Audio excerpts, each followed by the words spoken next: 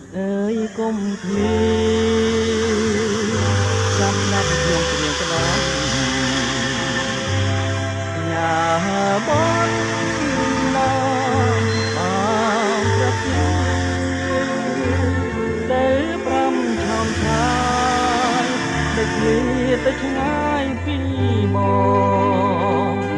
បាត់យូរឆ្នាំចាំអើយចាំកូនឡ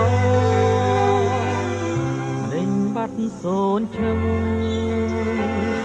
មានដងឡើងផង